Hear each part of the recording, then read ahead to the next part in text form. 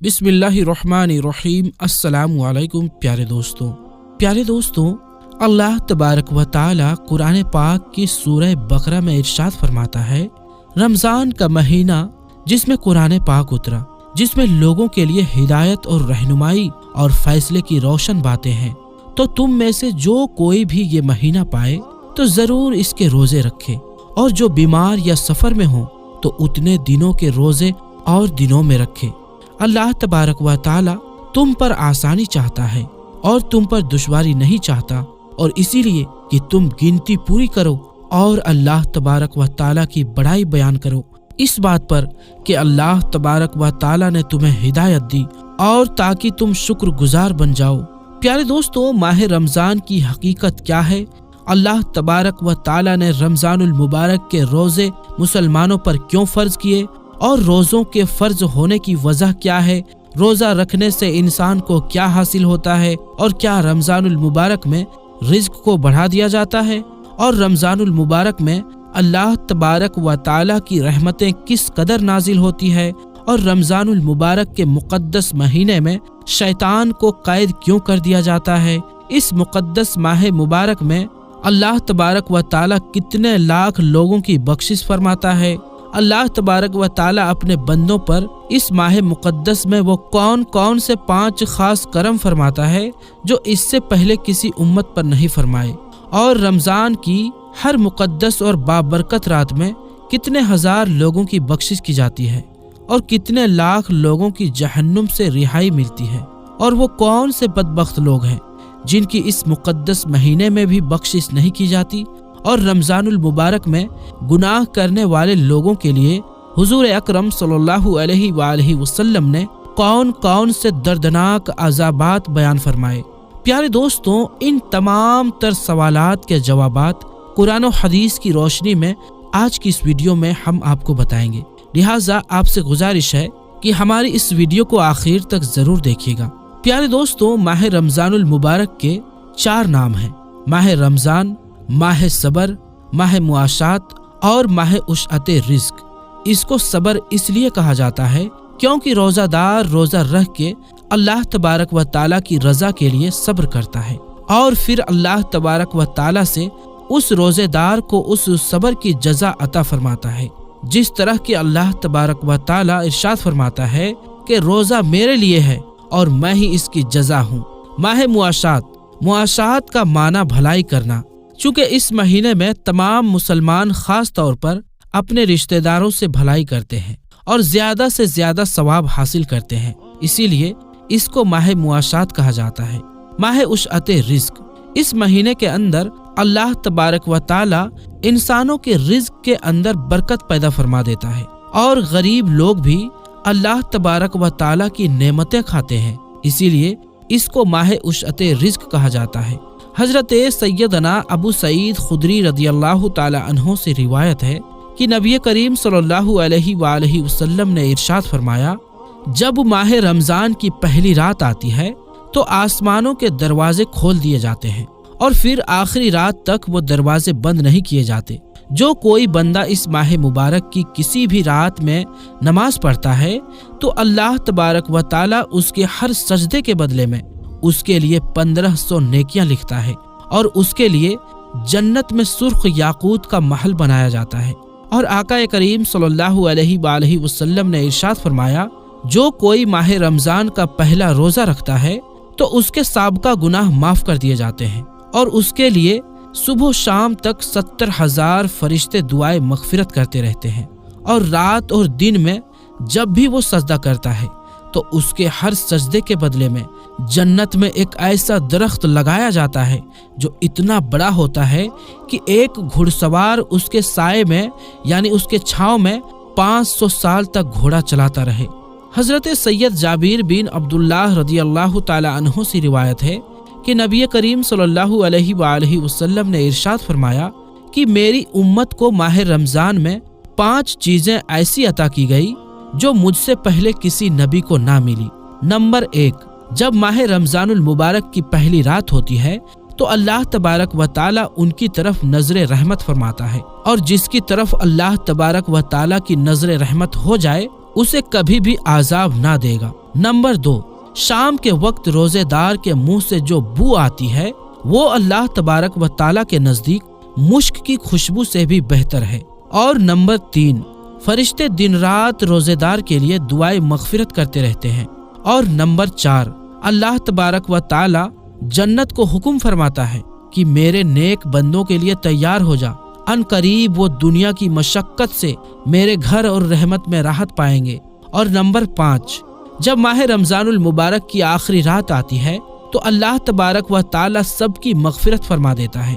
उस वक्त हुजूर पाक सल्लल्लाहु अलैहि वसल्लम की बारगाह में मौजूदा लोगों में से एक शख्स ने खड़े होकर अर्ज की, या रसूलल्लाह सल्लल्लाहु अलैहि वसल्लम, क्या वो लैलतुल कद्र है? तो नबी करीम सल्लल्लाहु अलैहि वसल्लम ने इरशाद फरमाया, नहीं, क्या तुम नहीं देखते कि मजदूर जब अपने कामों से फारिग हो जाता है तो उन्हें उजरत दी जाती है, यानी मजदूरी। हजरत सैयदना अबू हुरैरा रदियल्लाहु ताला अन्हु से मरवी है कि नबी करीम सल्लल्लाहु अलैहि वसल्लम ने इरशाद फरमाया कि 5 नमाजें और जुम्मा अगले जुम्मे तक और माह रमजान अगले माह रमजान तक गुनाहों का कफ़ारा है, जब तक के गुनाह कबीरा से बचा जाए।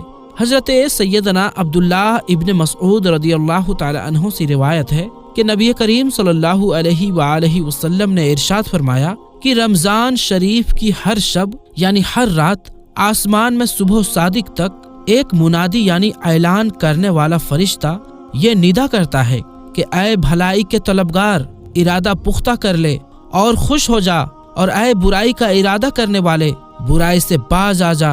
और है कोई मगफिरत का तलबगार कि उसकी तलब पूरी की जाए, है कोई तौबा करने वाला कि उसकी तौबा कबूल की जाए, है कोई दुआ मांगने वाला कि उसकी दुआ कबूल की जाए, है कोई साइल कि उसका सवाल पूरा किया जाए। अल्लाह तबारक व ताला रमजानुल मुबारक की हर शब में इफ्तार के वक्त 60,000 गुनाहगारों को जहन्नुम से आज़ादी अता फरमाता है, और ईद के दिन सारे महीने के बराबर गुनहगारों की बख्शिश की जाती है। और एक दूसरी रिवायत में हजरत मोहम्मद मुस्तफ़ा सल्लल्लाहु अलैहि वसल्लम ने इरशाद फरमाया कि माह रमजानुल मुबारक की हर दिन में अल्लाह तबारक व ताला 10 लाख लोगों को जहन्नुम से आज़ादी अता फरमाता है।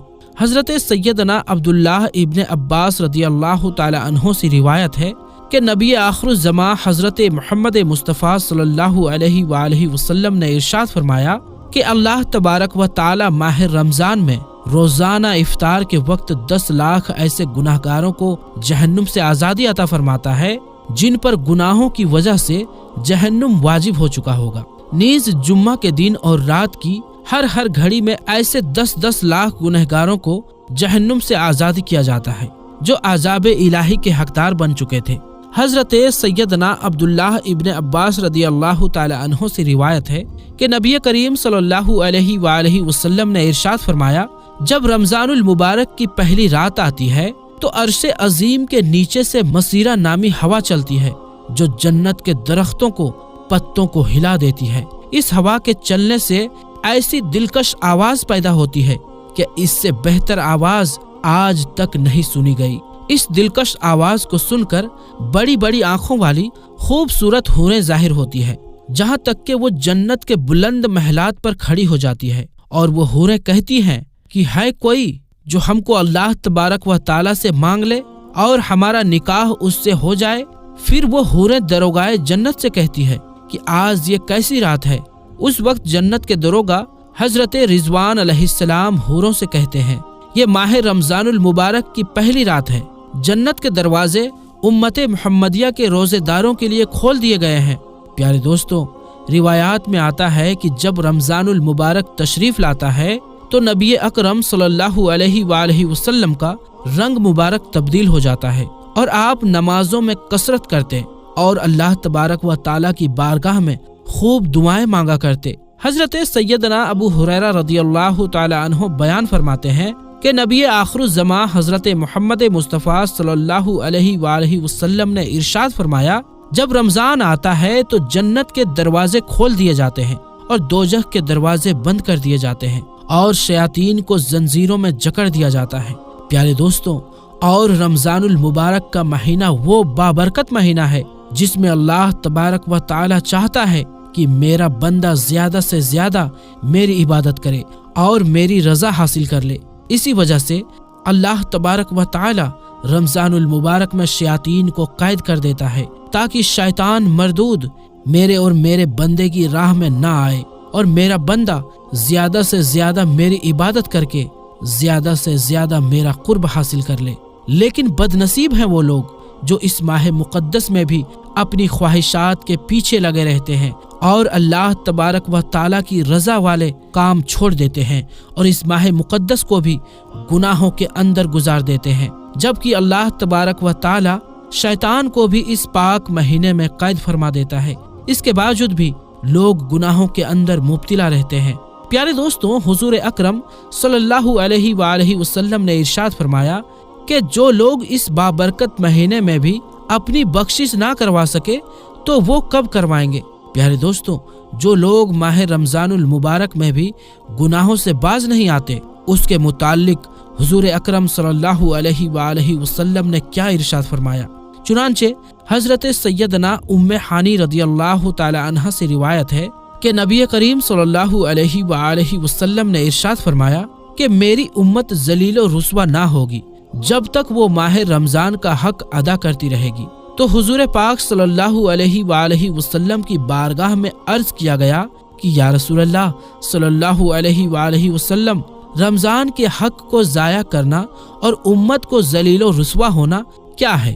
تو نبی کریم صلی اللہ علیہ وآلہ وسلم نے ارشاد فرمایا کہ ماہ رمضان میں حرام کاموں کا کرنا، اور پھر فرمایا کہ جس نے ماہ رمضان میں زنا کیا یا شراب پی تو اگلے رمضان تک اللہ تبارک و تعالی اور جتنے اللہ تبارک و تعالی کے فرشتے ہیں سب اس پر لعنت کرتے رہیں گے۔ پس اگر یہ شخص اگلے ماہ رمضان سے پہلے مر گیا تو اس کے پاس کوئی ایسی نیکی نہ ہوگی جو اسے جہنم کی آگ سے بچا سکے۔